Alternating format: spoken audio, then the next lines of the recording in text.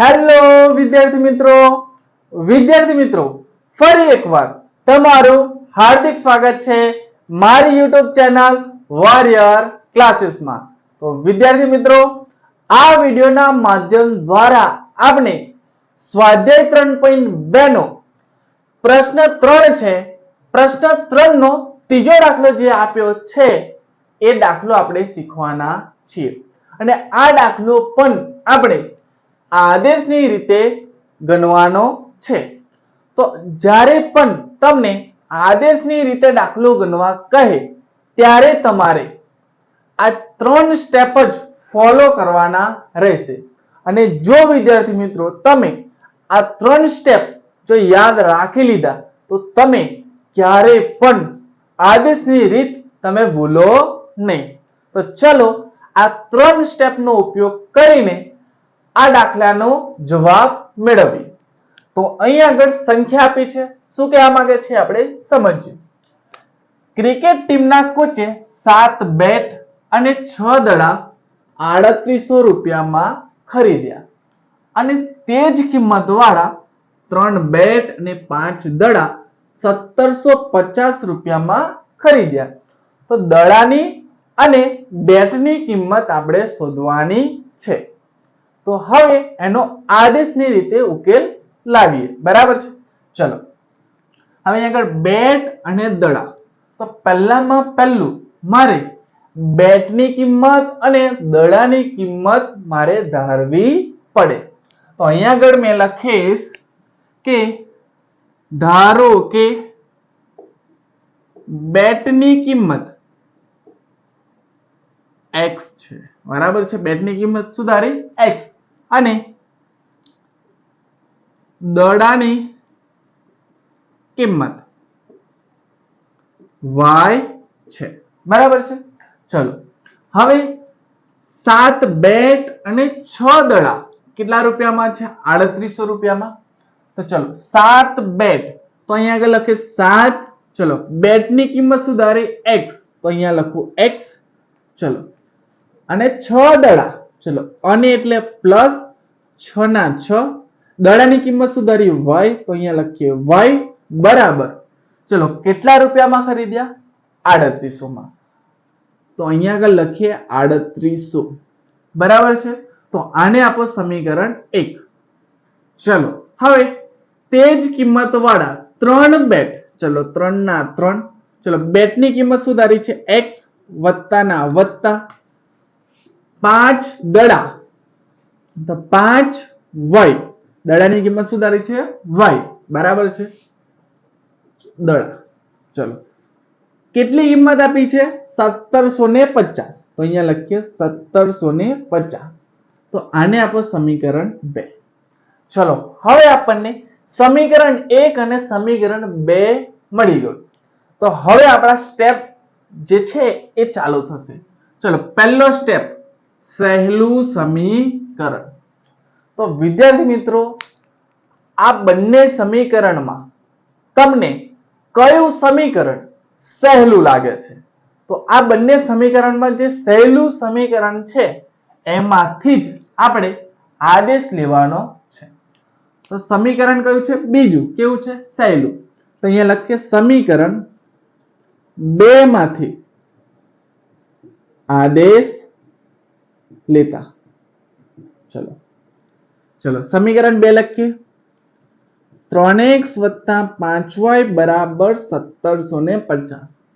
ચલો આટલું થઈ જાય એટલે આપણો પહેલો સ્ટેપ જે છે એ કેવો થાય? અહીંયા પૂરો। હવે આપણે આવી જાવ બીજા સ્ટેપ ઉપર। ચલો બીજા સ્ટેપમાં શું કહે છે? બરાબરની આ સાઈડ શું રાખવાનું છે?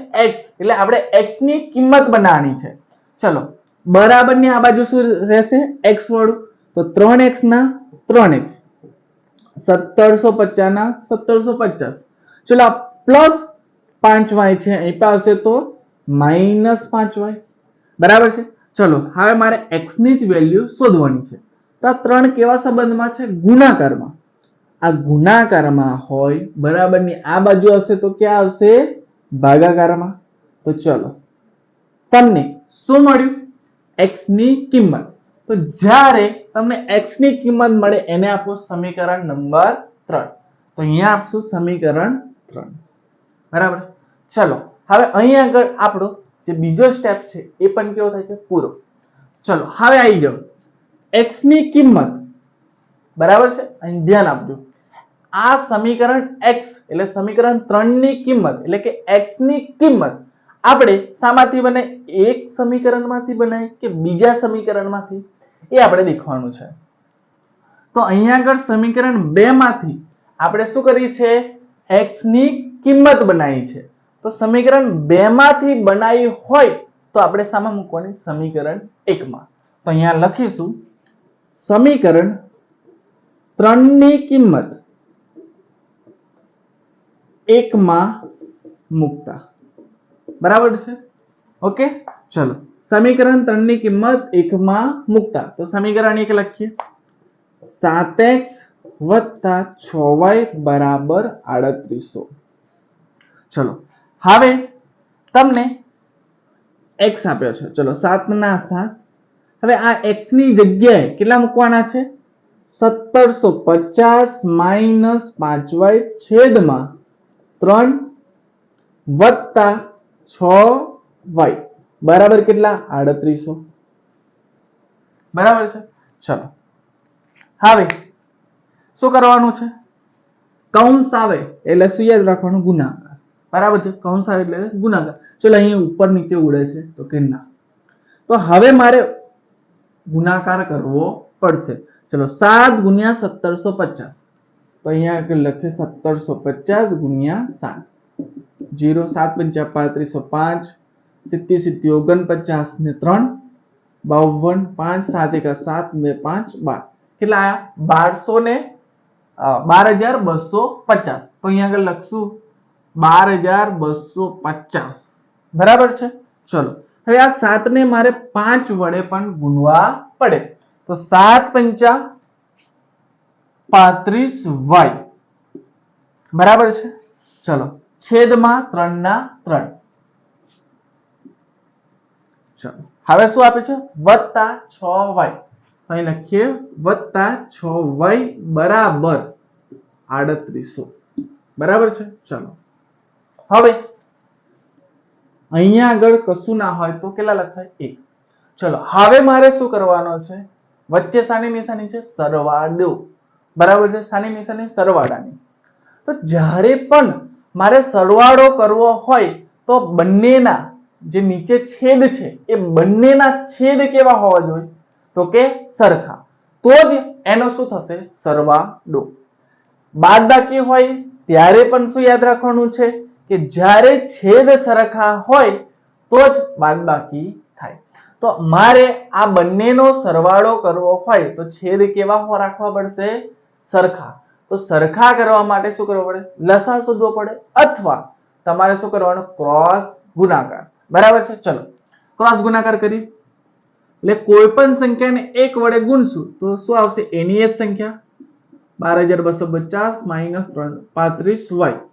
ચલો હવે 3 ને 6 વડે ગુણીએ તો 3 × 6 = 18y છેદમાં 3 × 1 = 3 બરાબર 3800. બરાબર. ચલો હવે આ 3 ભાગાકારમાં છે, બરાબર ની આ સાઈડ આવશે તો શું થશે, ગુણાકારમાં. બરાબર છે. ચલો 12250 - 35 + 18y. તો 35 માંથી 18 કાઢશો તો તમને કેટલા મળશે, 17y. અને મોટી સંખ્યાની શું આવશે, નિશાની. બરાબર છે. ચલો હવે આ બંનેનો ગુણાકાર કરવો પડશે. બરાબર છે. ચલો 3800 × 3. 3 × 8 = 24, વધી પડે 2, 3 × 3 = 9, 9 ને 2 = 11. બરાબર છે. કેટલા આયા, 11400. તો અહીંયા આગળ લખીએ 11400. ચલો -17y 12250. ચલો હવે મારે શું કરવાની છે, y ની કિંમત શોધવાની છે. તો જ્યારે પણ y ની કિંમત શોધવાની હોય તો બીજા જે પદ છે એ ક્યાં જશે, બરાબરની પેલી સાઈડ. તો અહીંયા આગળ લખું મેં 17y એવા ને એવા. ચલો 11,400, ચલો આ પ્લસ 12,250 છે, અહીં આવશે તો માઇનસ 12,250. બરાબર છે. ચાલો 12,250 માંથી 11,400 બાદ કરવાના છે. ચલો બાદ બાકી કરીએ. ચલો 0 5 12 1, ચલો 8, કેટલો આવ્યો 850. કેટલા આવે છે 850. અને મોટી સંખ્યાની શું આવશે નિશાની. તો અહીંયા આગળ -850 -17y. ચલો માઇનસ ગયા માઇનસ ગયા. બરાબર છે. ચલો હવે આપણે y ની કિંમત શોધવાની છે. તો y એવા ને એવા 850. ચલો 17 ગુણાકારમાં છે, બરાબર ની આ બાજુ આવે તો ભાગાકારમાં. તો y બરાબર 17 પંચા 85. તો 5 અને છેલ્લો 0. ચલો y ની કિંમત કેટલી મળી 50. એટલે વિદ્યાર્થી મિત્રો આપણે y ની કિંમત શું ધારી છે દડાની. બરાબર છે. એટલે y દડાની કિંમત છે. તો દડાની કિંમત તમને કેટલી મળે છે 50. તો y જ્યાં મળે એને આપીશું આપણે સમીકરણ નંબર 4. બરાબર છે. તો આને આપણે સમીકરણ નંબર 4. બરાબર. ચલો હવે સમીકરણ 4 મળે તો એની કિંમત ક્યાં મૂકીશું સમીકરણ 3 માં. તો અહીંયા આગળ લખીએ આપણે. બરાબર છે. સમીકરણ 4 ની કિંમત સમીકરણ 3 માં મૂકતા. બરાબર છે. ચલો સમીકરણ 3 ક્યાં છે આ રહ્યું. x બરાબર 1750 માઇનસ 5y છેદમાં 3. ચલો હવે 1750 ના 1750 માઇનસ ના માઇનસ 5 ના 5. ચલો y તમને કેટલો મળે છે y તમને મળ્યો 50. તો અહીંયા લખો y ની જગ્યાએ કેટલા લખવાના છે 50 છેદમાં 3. ચલો 1750. ચલો પાંચું પાછું 25 કૌંસ આવે એટલે ગુણાકાર. બરાબર છે. એટલે પાંચું પાછું 25 છેલ્લા 0 માઇનસ ના માઇનસ ભાગ્યા 3. ચલો 1750 માંથી 250 જાય તો કેટલા આવશે 1500 ભાગ્યા 3. ચલો 1500 ભાગ્યા 3 કેટલા આયા 500. તો x ની કિંમત કેટલી મળી 500. માટે x બરાબર 500 અને y બરાબર 50. ઉકેલ મળે છે. બરાબર છે. એટલે હવે અહીંયા આગળ લખશું x એટલે શું ધાર્યું છે આપણે બેટ ની કિંમત શું છે x. તો માટે લખશું માટે બેટ ની કિંમત 500 છે અને દડાની કિંમત 50 રૂપિયા છે. બરાબર છે. તો આ રીતે આપણે આ સ્ટેપનો ઉપયોગ કરીને આપણે આદેશની રીતે આ દાખલાનો જવાબ મેળવ્યો. બરાબર છે. જો વિદ્યાર્થી મિત્રો તમને આ વિડિયોના માધ્યમ દ્વારા આદેશની રીત એકદમ સરળ લાગી હોય તો આ વિડિયોને લાઈક કરો, સબસ્ક્રાઇબ કરો અને તમારા મિત્રોને અવશ્ય શેર કરો.